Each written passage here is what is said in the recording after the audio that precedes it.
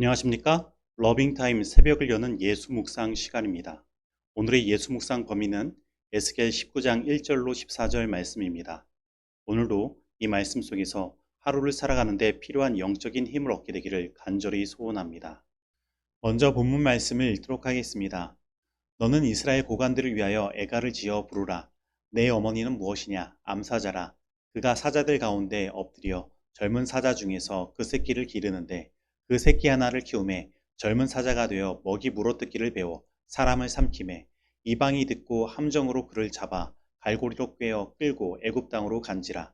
암사자가 기다리다가 소망이 끊어진 줄을 알고 그 새끼 하나를 또 골라 젊은 사자로 키웠더니 젊은 사자가 되매 여러 사자 가운데에 왕래하며 먹이 물어뜯기를 배워 사람들을 삼키며 그의 궁궐들을 헐고 성읍들을 부수니 그 우는 소리로 말미암아 땅과 그 안에 가득한 것이 황폐한지라. 이방이 포위하고 있는 지방에서 그를 치러 와서 그의 위에 그물을 치고 함정에 잡아 우리에 넣고 갈고리를 꿰어 끌고 바벨론 왕에게 이르렀나니 그를 옥에 가두어 그 소리가 다시 이스라엘 산에 들리지 아니하게 하려 함이라.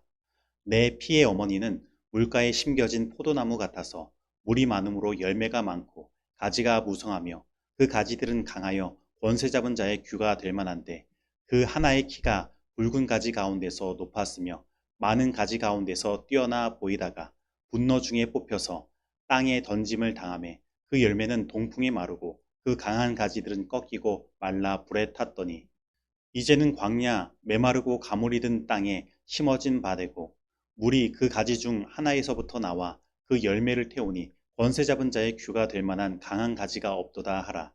이것이 애가라. 후에도 애가가 되리라. 에스겔 19장 1절로 14절 말씀입니다. 말씀 줄거리입니다. 하나님은 에스겔에게 이스라엘 고관들을 위하여 애가를 지으라고 말씀하십니다. 암사자가 낳은 새끼가 자라 사람을 삼키자 이방이 듣고 그를 잡아 애굽으로 끌고 가고 또 다른 새끼가 자라 사람을 삼키자 이방이 그를 잡아 옥에 가둡니다. 물가에 심긴 포도나무가 분노 중에 뽑히자 그 열매는 동풍에 마르고 가지들은 불에 탑니다. 에스겔 17장에서 하나님은 멸망으로 치닫는 남방 유다의 상황을 독수리와 포도나무의 비유로 설명하셨습니다. 그런데 오늘 에스겔 19장은 같은 역사적 배경을 가지고 하나님께서는 사자와 포도나무의 이야기로 재차 말씀하십니다. 본문 2절로 4절 이야기는 어미 사자가 새끼를 낳고 키워 젊은 사자가 되었는데 그 젊은 사자가 사람을 잡아먹으니 이방 민족들이 그 젊은 사자를 포악해 갈고리로 꿰어 이집트로 끌고 갔다는 것입니다. 여기서 암사자는 남방 유다를 가리키고 젊은 사자는 유다의 17대 왕인 여호아하스를 가리킵니다. 그는 23세에 왕이 되자 이스라엘 동족을 죽이고 강포와 약탈을 일삼으며 반애굽 정책을 실시했습니다. 그로 인해 애굽의 왕 느고는 그를 3개월 만에 폐위시키고 애굽으로 끌고 간 것입니다. 그리고 이어지는 5절로 9절 이야기는 젊은 사자를 잃은 어미 사자가 새끼 사자 하나를 다시 키웠는데 이번에는 이 젊은 사자가 궁궐을 헐고 성읍을 부수고 땅을 황폐하게 만드는 것입니다. 그리고 이 젊은 사자는 결국 바벨론으로 끌려가는 신세가 되고 마는 것입니다. 여기에서 말하는 젊은 사자는 남방 유다의 18대 왕 여호야김을 가리킵니다. 18대 왕이 된 여호야김은 궁전과 성읍을 헐고 선지자를 살해하고 하나님의 말씀이 기록된 두루마리를 태워버린 악독한 왕이었습니다. 그리고 그는 오늘 말씀과 같이 이방의 연합 세력인 아람, 모압, 암몬의 공격을 받고 바빌론의 느부갓네살에 의해 포로로 끌려가는 신세가 되고 만 것입니다.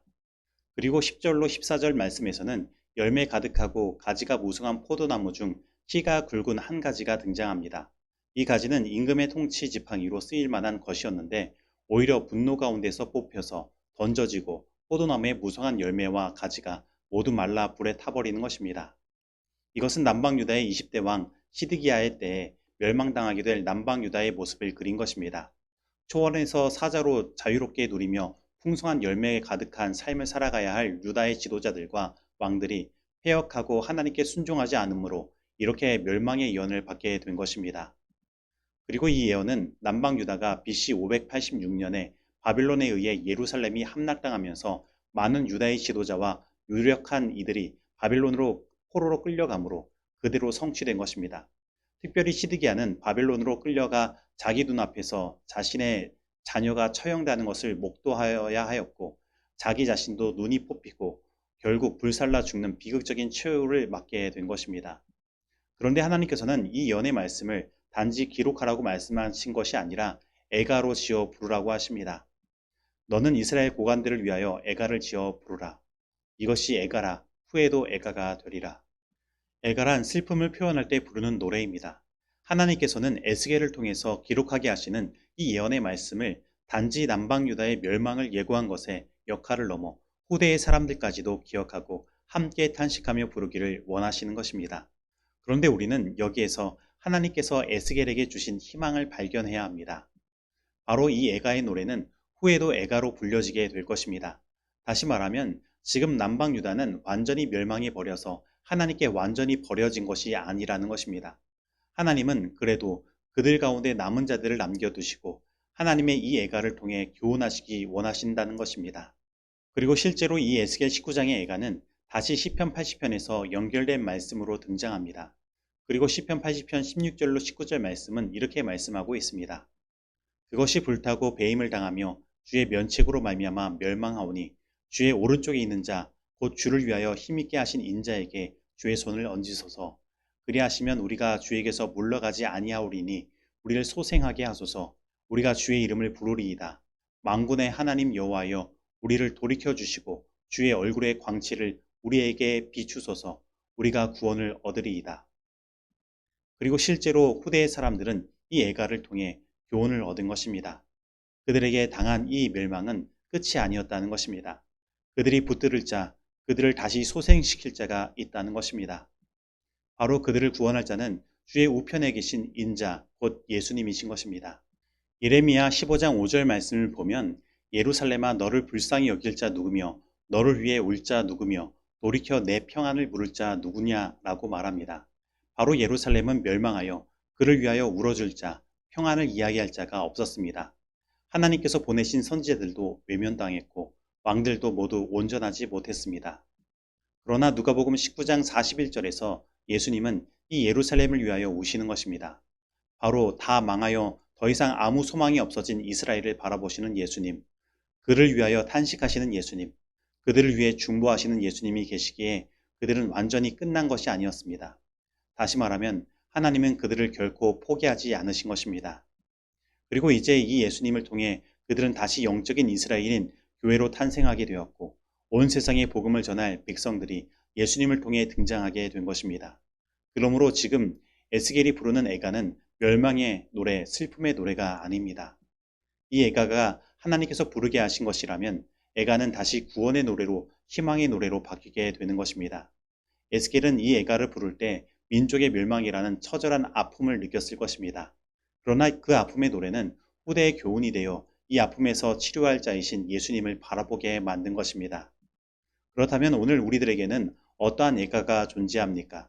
하나님께서 우리 인생에 어떠한 애가의 노래를 부르라고 말씀하십니까? 오늘 우리들의 삶 가운데 후회되는 일들이 있을 수 있습니다. 나의 잘못된 선택으로 말미암아 그리고 우리의 죄된 성향으로 말미암아 찾아온 아픔이 있을 수 있습니다. 그리고 뜻하지 않게 이 죄된 세상에서 살아가면서 우리는 여러 아픔을 경험합니다. 그리고 이 아픔을 내가 왜 겪는지도 모를 때도 있습니다. 그리고 하나님을 원망할 때도 있습니다. 그리고 때로는 이 아픔을 어느 누구에게도 말하지 못하고 혼자 마음속으로 사귀며 끙끙 앓고 있을 때도 있습니다. 그러나 여러분, 우리 하나님은 이 아픔을 애가로 부르라고 말씀하십니다. 다시 말하면 슬픔을 이야기하라는 것입니다. 이 죄된 세상에서 일어나는 아픔과 슬픔을 이야기하고 노래하라는 것입니다. 그리고 너무 힘들어 울고 싶으면 참고 마음으로 사귀지 말고 애통하며 울라는 것입니다. 그러면 이 아픔과 슬픔은 우리들에게 교훈이 되어 우리들을 구원할 자이신 예수님께로 인도하게 될 것입니다. 우리의 애통이 크면 클수록 우리는 예수님께 더 큰 위로를 받게 될 것입니다. 우리의 좌절이 크면 클수록 예수님께서 우리에게 주시는 그 구원의 크기는 더 커지게 될 것입니다. 그리고 이러한 우리를 구원하시는 예수님의 그 사랑이 우리가 감당할 수 없을 만큼 크다는 것을 느끼게 될 것이며 하나님께서 나를 구원하신 일에 우리는 감격하지 않을 수 없을 것입니다. 우리는 흔히 우리의 악한 행실이 자신에게 좋지 않은 결과를 초래하기 때문에 슬퍼한다. 그러나 이것은 회개가 아니다. 죄를 진정으로 슬퍼하는 것은 성령의 역사의 결과이다. 성령께서는 구주를 모욕하고 슬프시게 한 감사하지 않은 마음을 드러내어 우리로 십자가 밑에서 통회하게 하신다. 모든 죄로 말미암아 예수께서 다시 상처를 입으신다. 그러므로 우리 때문에 찔림을 받은 예수님을 바라볼 때에 우리는 그리스도께 고뇌를 안겨준 죄로 인하여 슬퍼하게 된다. 이러한 애통이 죄를 버리게 하는 것이다. 세상 사람은 이 슬픔을 연약하다고 말할지 모르나 그것은 통회하는 자를 끊을 수 없는 고리로 무한하신 하나님께 동요매는 능력인 것이다. 시대의 소망 300페이지의 말씀입니다. 적용하도록 하겠습니다. 오늘 나는 내가 이 죄악 세상에서 겪는 슬픔과 고통이 오히려 하나님께서 나를 포기하지 않고 구원의 길로 인도하시기 위한 축복임을 믿고 있습니까?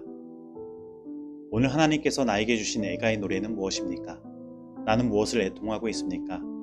꼭 죄로 인하여 일어난 결과만을 바라보고 슬퍼하지는 않았습니까? 오늘 나는 나의 삶 가운데 있는 애가의 노래를 구원의 노래로 바꾸실 예수님을 만나고 있습니까? 오늘 이 말씀 속에서 내가 실천해야 할 것은 무엇입니까? 기도하시겠습니다.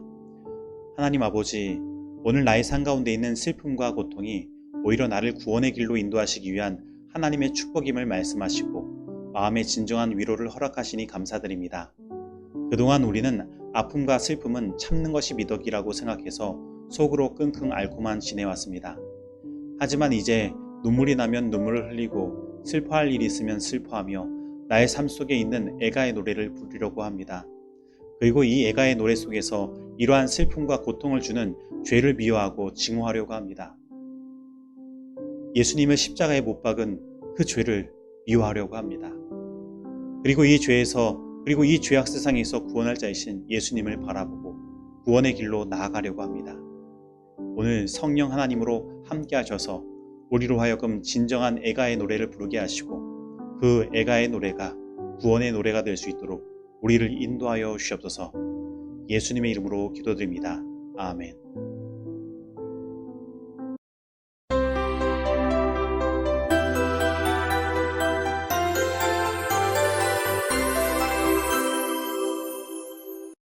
중보기도 시간입니다. 오늘은 오세도 장로님 가정을 위해 기도하겠습니다. 그리고 오늘부터 있을 예언전도회와 대총회를 위해서 기도하겠습니다. 그리고 쌍문동교회 모든 성도님들이 하나된 마음으로 주님께서 주신 비전을 향해 나아갈 수 있도록 기도하겠습니다. 다 같이 기도하시겠습니다. 하나님 아버지, 오늘 주님께서 주신 구원의 삶을 우리들에게 허락하시고 이 하루를 살아가게 하시니 감사드립니다. 오늘은 오세도 장로님 가정을 위해 기도드립니다. 의사보다 더 뛰어나신 의원 되시며 암에 대하여 세상의 어떠한 의사보다도 더 잘 아시는 하나님 아버지, 오세도 장로님의 몸속에 있는 모든 암을 주님께서 치유하여 주시고 주님의 사랑으로 역사하여 주셔서 암에서 온전히 회복될 수 있도록 함께하여 주시옵소서. 특별히 암세포는 쉼이 필요한 세포가 쉬지 못하고 계속해서 일을 할 때 생겨난다고 하였습니다. 하나님 아버지, 이 세상을 창조하시고 인류에게 쉼의 축복인 안식일을 주신 하나님께서 장로님의 모든 암세포도 안식할 수 있는 쉼의 축복을 주시고 장로님의 마음 가운데 있는 불안을 하늘의 평안으로 바꾸어 주셔서 장로님이 단순히 질병으로부터 회복되는 것이 아니라 온 영과 혼과 몸이 회복되는 역사를 경험할 수 있도록 함께하여 주시옵소서. 그리고 송지연 집사님, 장로님의 병환으로 집사님이 가정을 힘들게 본인의 몸도 아프시지만 이끌어 가시는 줄 압니다. 하나님, 집사님께 더 큰 믿음과 하늘의 능력 허락하여 주셔서 이 모든 것을 이겨나갈 수 있도록 하시고 마음의 모든 근심과 고통을 다 주님께 맡김으로 말미암아 집사님의 삶 가운데 있는 애가의 노래가 구원의 노래가 될 수 있도록 축복하여 주시옵소서. 그리고 이 가정에 오유선, 오동욱 두 자녀가 있습니다. 이 두 자녀에게 하늘의 축복 더하여 주시고 하나님께서 주시는 믿음의 선물 언제나 허락하여 주시사 모든 일에 형통할 수 있도록 하시고 장로님과 집사님에게 희망과 기쁨을 주는 주님의 자녀들 되도록 함께하여 주시옵소서. 그리고 오늘부터 서준 앞에 온라인 예언전도회가 한 주 동안 진행됩니다. 이 말씀을 듣는 모든 성도님들 다시금 이 시대의 징조를 깨닫고 예수님의 재림을 온전히 준비하며 영적으로 깨어나는 역사를 경험하게 하시고 진정한 성령의 부흥의 역사를 경험하는 시간 되도록 인도하여 주시옵소서. 그리고 대총회도 오늘부터 진행됩니다. 대총의 모든 일정 주님께서 주관하여 주셔서 모든 세계의 재림 성도들이 우리는 예수 그리스도 안에서 하나된 형제됨을 확인하게 하시고 모두 연합하여 예수님의 재림을 준비하는 믿음의 시간이요 부흥의 시간 되도록 함께하여 주시옵소서. 그리고 각 임원들을 선출할 때에도 주님께서 역사하여 주시사 사람이 아니라 하나님께서 세우시는 사람이 선출되게 하시고 오직 하나님을 두려워하며 경외하며 시대의 징조를 읽고 주님의 말씀을 따라 지도하는 사람들이 선출되어 이 교회를 이끌 수 있도록 함께하여 주시옵소서. 그리고 저희 쌍문동교회 모든 성도님들 하나된 마음으로 주님께서 주신 비전을 향해 나아가길 원합니다. 모든 성도님들 각자 개인적인 생각들 다 내려놓고 주님께서 가시는 길로 함께 걸어가는 하늘의 백성의 삶을 살게 하시고 코로나 팬데믹과 전쟁의 역사 그리고 수많은 기상이변과 재해 속에서 이제는 영적으로 깨어 주님의 재림을 온전히 준비하는 남은 자손의 삶을 살 수 있도록 인도하여 주옵소서. 이 모든 말씀 예수님의 이름으로 기도드립니다. 아멘.